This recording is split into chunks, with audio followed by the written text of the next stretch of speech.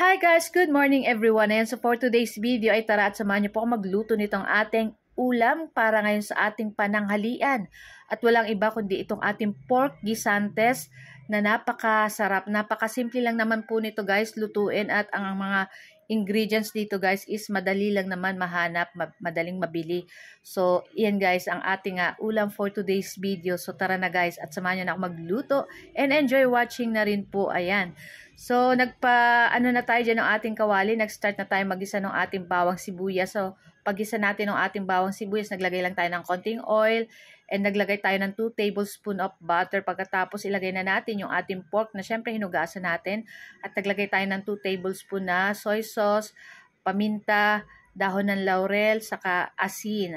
So, maglalagay din po tayo dyan ng liquid seasoning mamaya para ito yung ating pampalasa sa ating pork guisantes.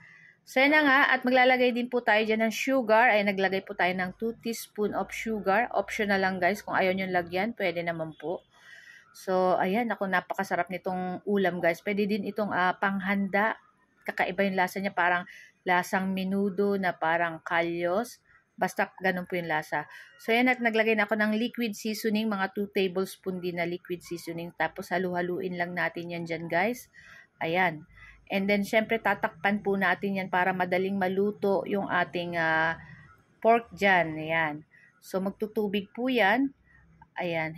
Hintayin lang natin yan dyan, guys, kumati. At maglalagay tayo ng suka na mga 2 tablespoon. Ang ginamit natin ay sukang tuba para mas mabango. At pagkatapos, pag medyo kumati na yung itong ating sabaw ng ating pork guisantes, maglalagay na tayo nitong ating 1 pouch na maliit lang na tomato paste. Ayan, so halu-haluin lang natin at maglalagay pa tayo ng konting tubig dyan, mga 1 baso siguro guys, para lalong lumambot yung ating pork dito. Para pag kinain natin yung pork, sobrang lambot na guys.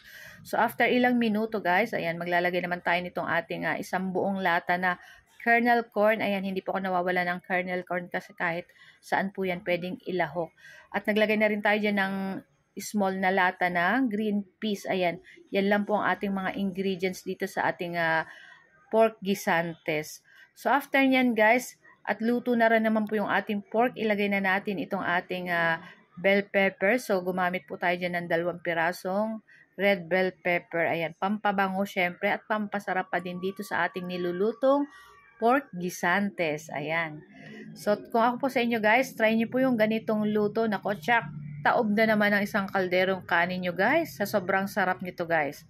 So, ayan lang. At tatakpan natin ng mga ilang minuto. And then, ayan na. At luto na. Umuusok-usok pa yan guys. So, mag-ready na tayo ng ating mangkok. At pwede na nating i-transfer itong ating pork guisantes na napakasarap ngayong ulam for today. Ayan. So, i-transfer na natin yan sa ating mangkok. Makikita nyo ba yan guys? Naku, napakasarap po nito. Ayan. So guys, ito lang po ang aming video today. Huwag nyo po sanang kalimutan mag-like, mag-comment at pa-share na rin po ng ating video. At kung bago pa lang po kayo sa aming page, huwag nyo po sanang kalimutan mag-like, mag-follow para palagi po kayong updated sa aming mga bagong video na i-upload. So yan nga guys, so excited na kaming tikman at kainin itong ating napakasarap na pork guisantes. Ayan. At ayan nga po sa mga papasok sa opisina, yung mag-work at papasok sa school. Ayan, ingat-ingat po, magdala ng payong at medyo ulan pa rin po dito sa atin. So ayan na nga guys. So thank you for watching and see our next video again. Sarap!